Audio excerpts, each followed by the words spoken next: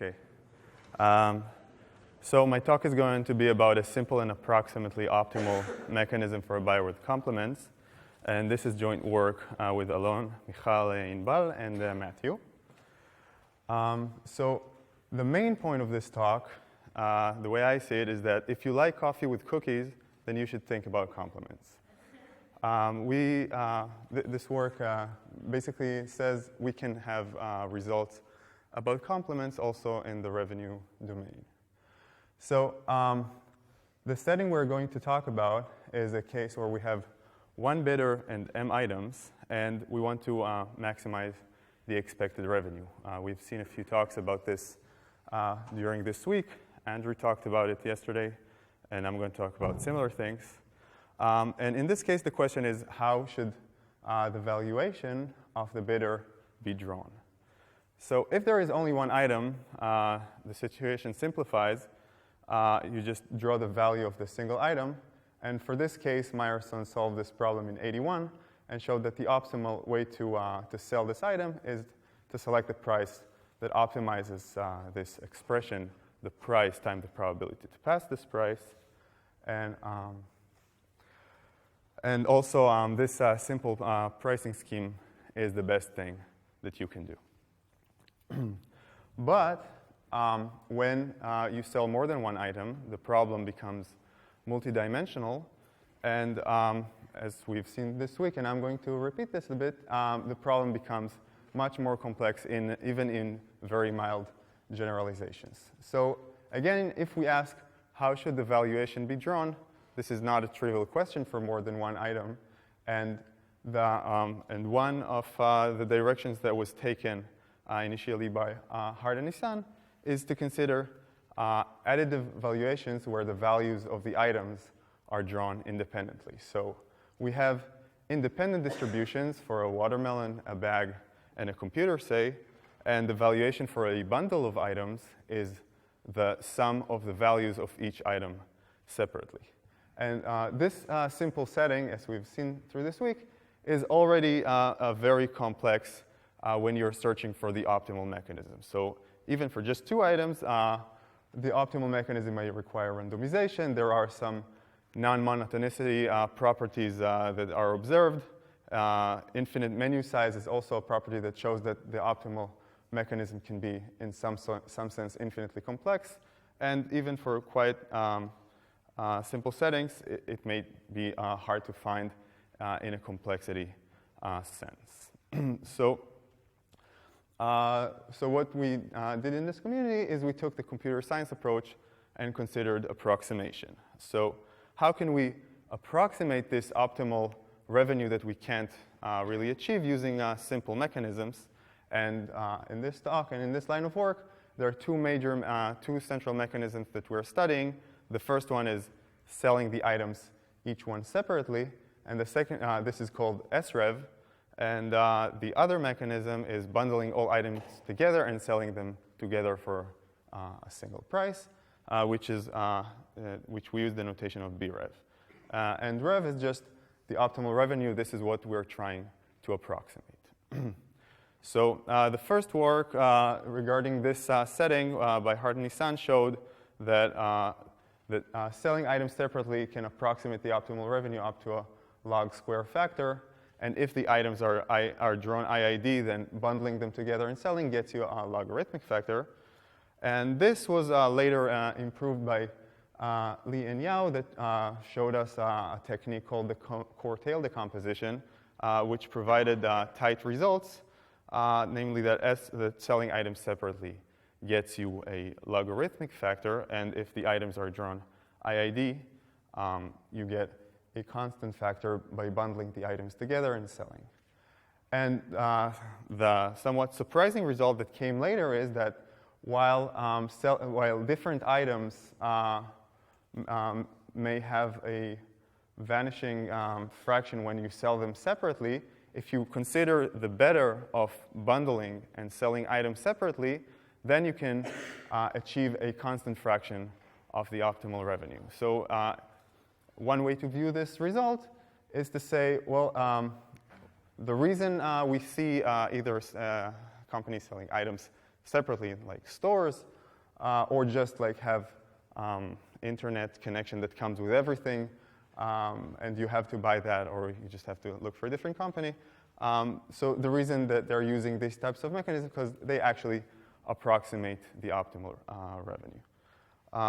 And the question that came up later is to what generality can we show that simple mechanisms can achieve a constant fraction of the optimal unachievable revenue. So other domains were considered, different and more general. Unit demand settings were studied by Challa et al. Considering more bidders was also in that line of work, and also more additive bidders were considered later, also by Hart and Nissan, but later also by Yao. This is the talk, part of the talk that he gave yesterday. And last year, Kai, Devanur, and Weinberg showed how you can use LP formulation to provide upper bounds for the optimal revenue that can later be achieved using simple mechanisms. And we're going to also make use of this technique in this talk. More general valuations were also considered by Challa and Miller in the last EC. They showed that additive subject to feasibility constraints can be approximated using something called sequential posted prices with entry fees.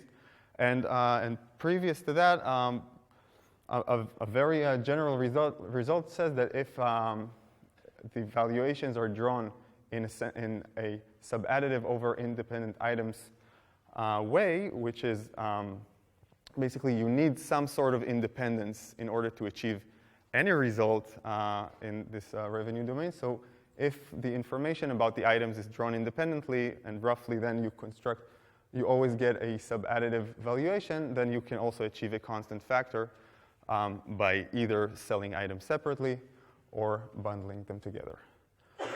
But in all those works, the valuations in the support of the distribution were complement-free. That is, they did not consider, they could not consider complements in the sense that the value of two bundles, if you take the union of two bundles of items and you look at the value, it is no more than the value of, no more than the sum of the values of each bundle separately. And this is a situation that actually is, it's not too rare to see it in real-life settings. So the question that we ask is, what about complements? Complementarities, they arise in very natural settings, such as spectrum auctions in cloud computing, connection flights. It is not fun to get just one of two connection flights. And of course, shopping and coffee and cookies, which is the main point of this talk.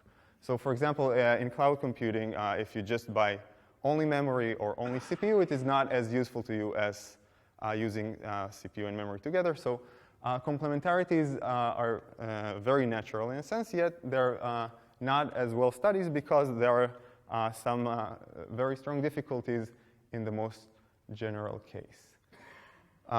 So we have to attack this complementarities issue in some way, so let us consider a setting with complementarities. So assume, again, we have one bidder, and he has a willingness to pay of 5 for the watermelon, and the same goes for the bag and the computer. Each one he's willing to buy for 5. However, for the bag and the watermelon together, he's willing to pay more than 10, that is 15. There is a plus 5 bonus for the possibility of eating the watermelon anywhere.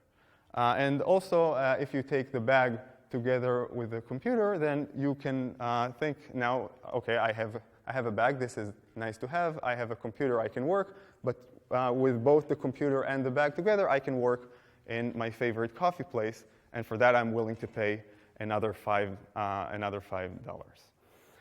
So this is a way to express complementarities.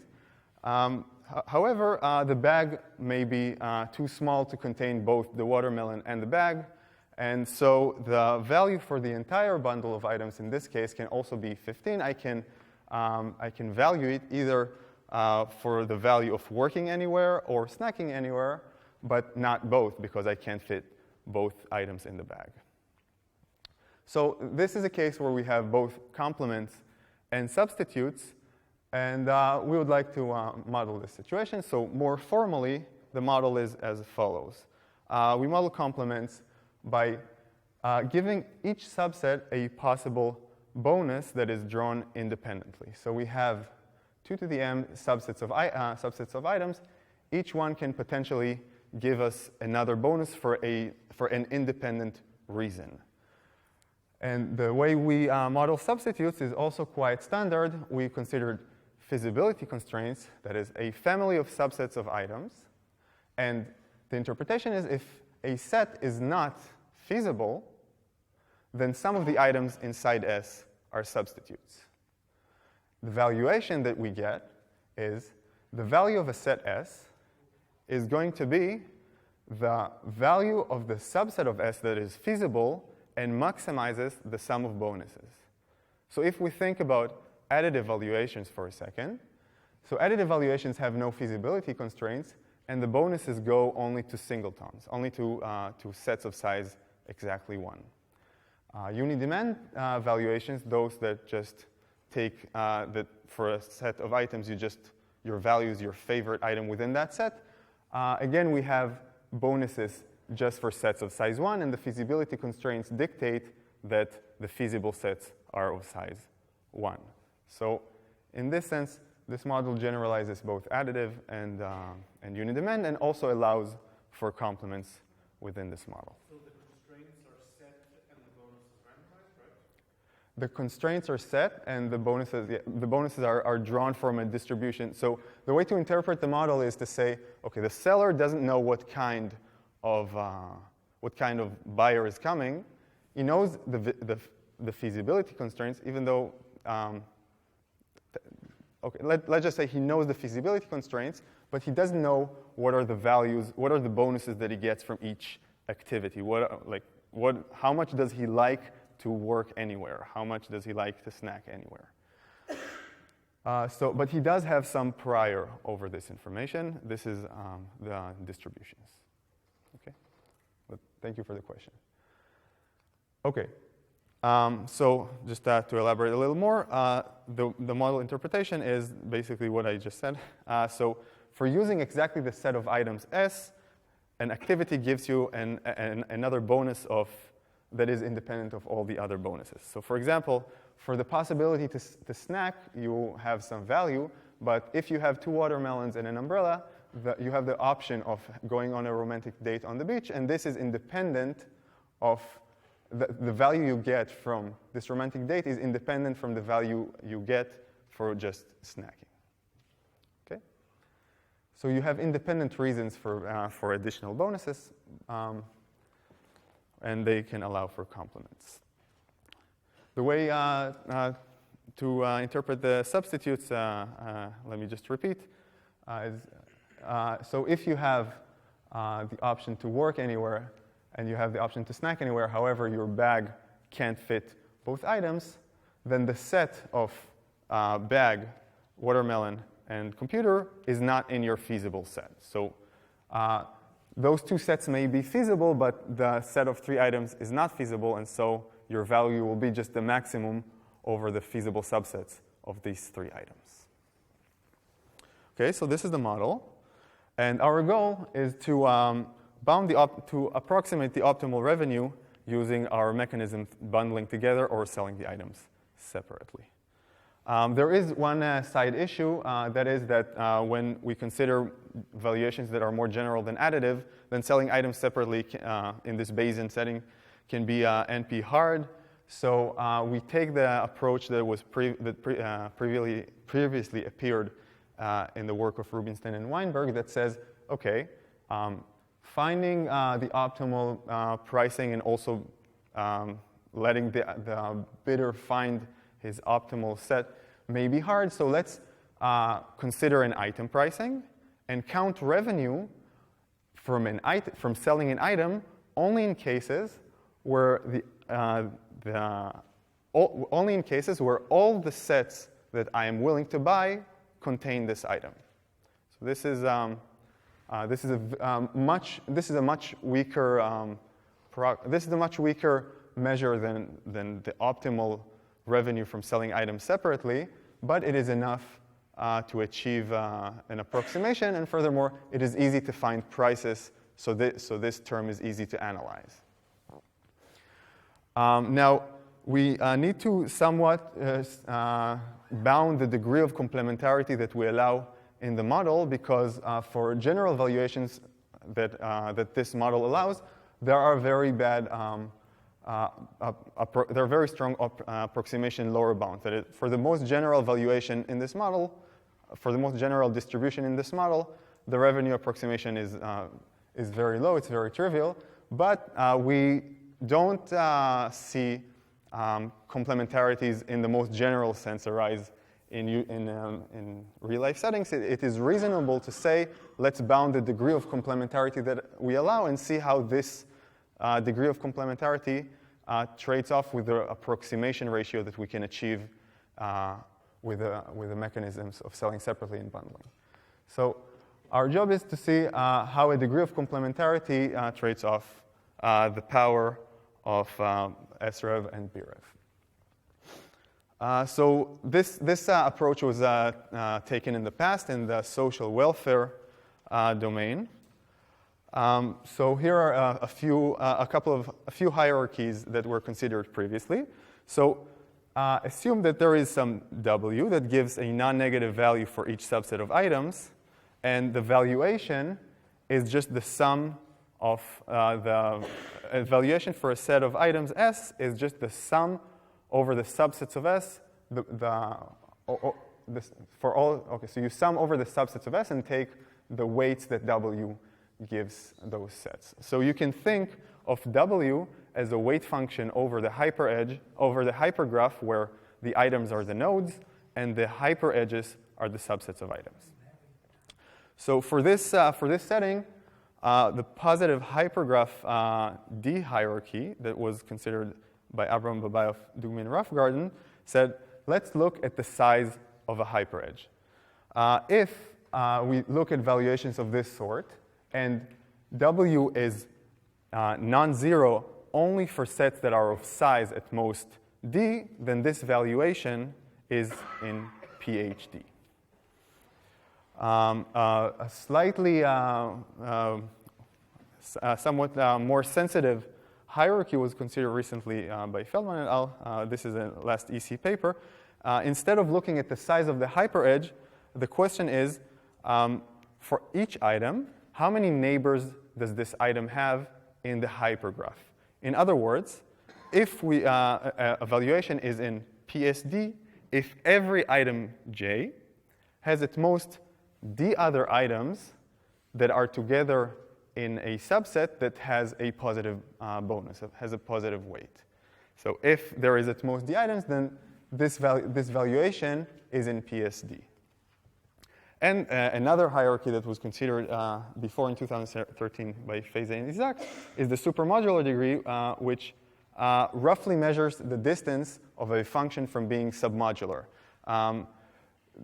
Without clearly defining what it is enough for this talk to say that a valuation that is in PSD is also in SMD, so lower bounds on PSD are lower bounds on supermodular degree.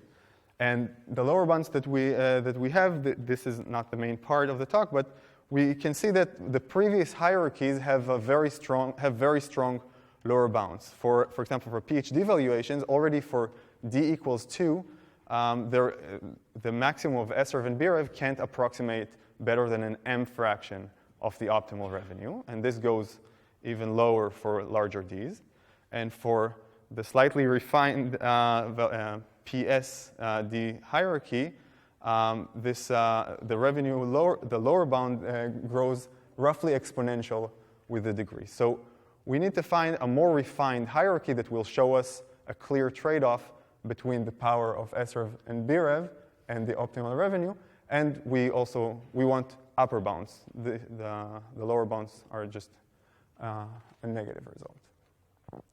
So the degree of complementarity that we found that makes the most sense in this case is to look at each item, and if each item is in at most D subsets that can have a positive value with positive probability, then we say that the distribution has a degree of complementarity D.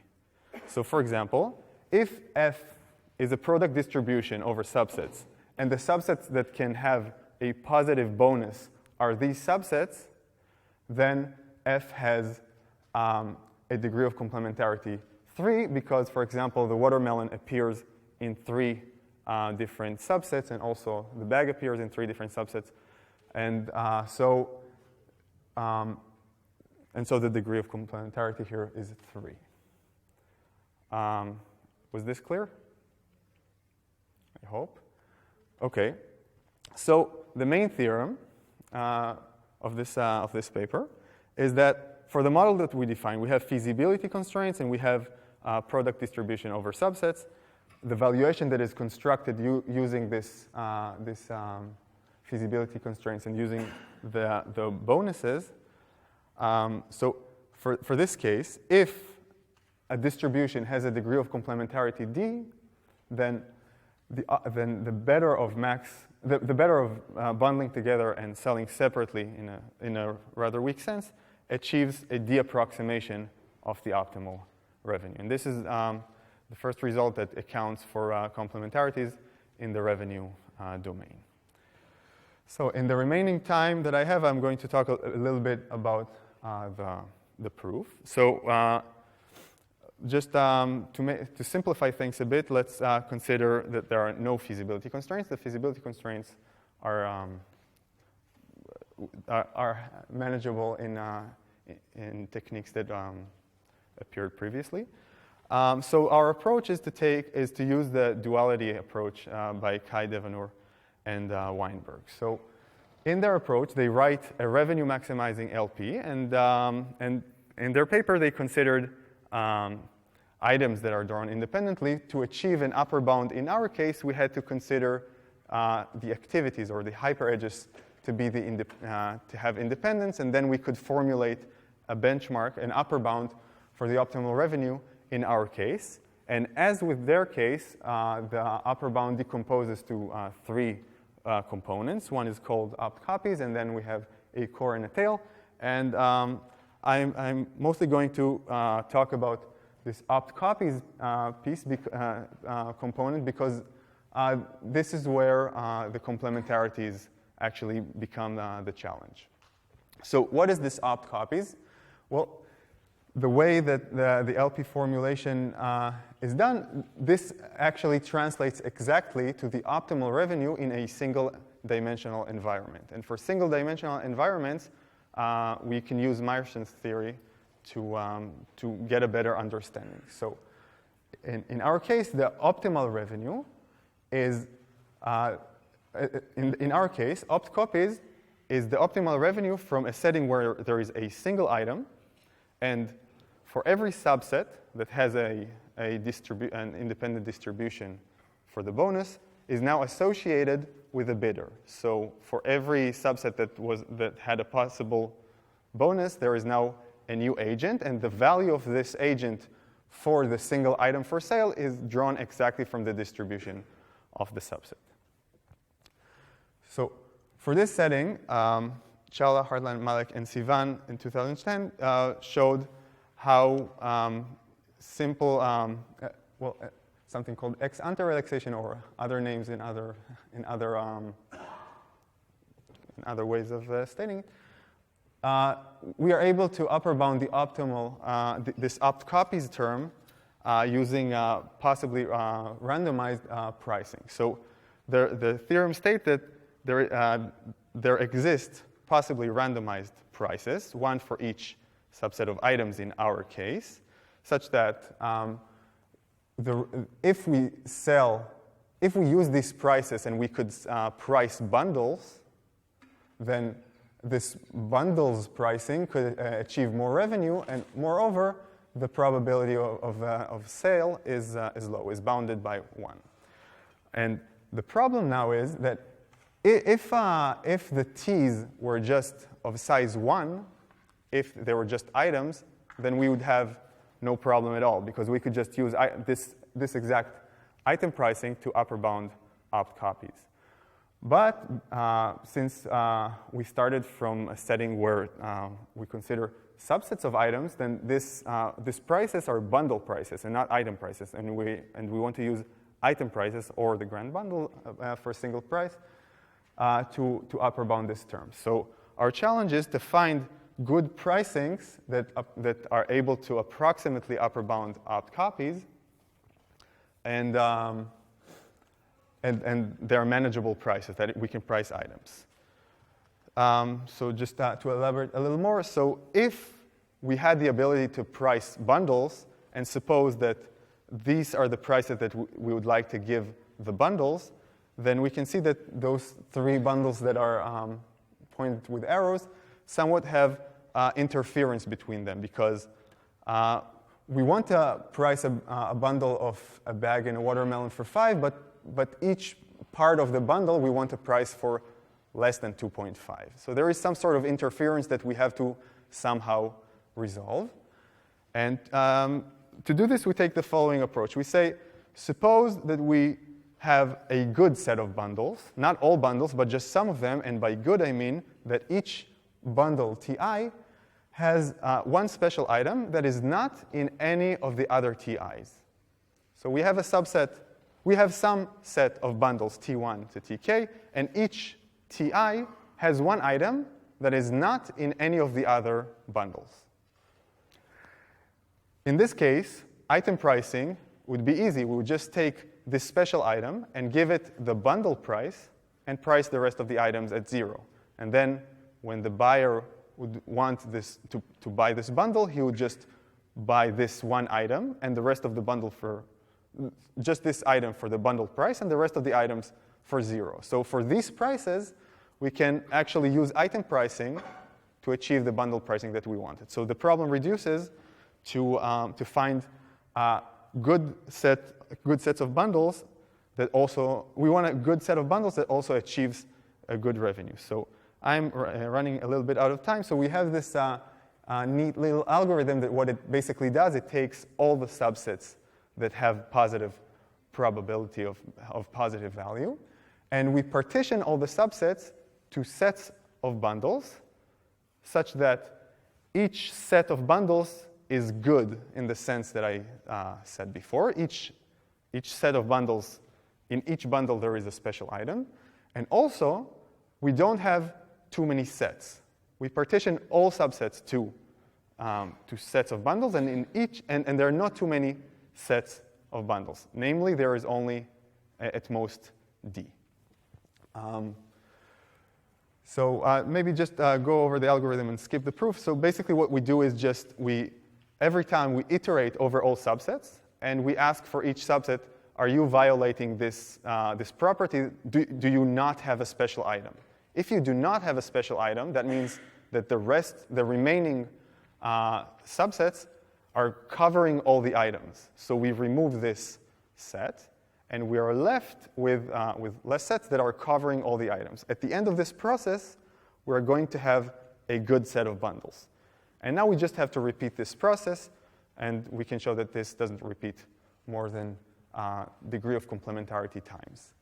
So I'm going to skip the proof. Basically, so we get these good sets of bundles, and since there is at most D, then we can show that that SREV, which is actually the term that appears in number 1 in this theorem, this is basically SREV when there are no feasibility constraints. It just sorry, this is not SREV. This is SREV for bundle prices, but since each good set of bundles can be item priced, then D times SREV achieves this bundle pricing, which in turn covers opt copies.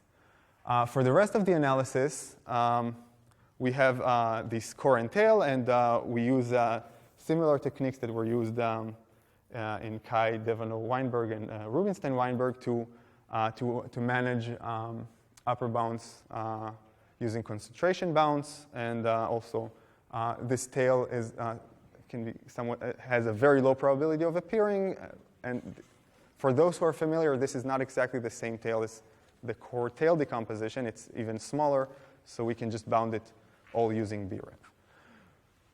In total, we get that the revenue is bounded by at most D times selling items separately, plus the revenue from bundling together. And so we presented a model that allows, just to conclude, we presented a model that allows both substitutes and complement among items in a revenue maximization domain. We showed that simple mechanisms, namely selling items separately and bundling together, can approximate the optimal revenue, and that we showed that some degree of complementarity shows a smooth trade-off between the approximation ratio and the degree of complementarity, or the level of generality that we allow in this setting. So actually, this D is tight. The lower bound that we have matches this up to a constant factor. For future work, we would like to consider more general models for complements. So one natural approach is to consider sub-additive over-independent activities. This requires some new techniques. There is a recent paper by Kai and Zhang, I'm sorry if I'm mispronouncing the name, that shows how to use duality, that this has a strong potential to work, or take a similar approach that was taken by Rubinstein and Weinberg of the core tail decomposition. Another direction is to generalize to many bidders,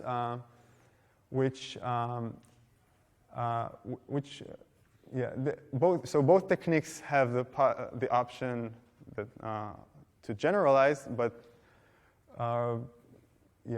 so I don't have anything super intelligent to say about that. I'm just going to leave it as an open question. So thank you.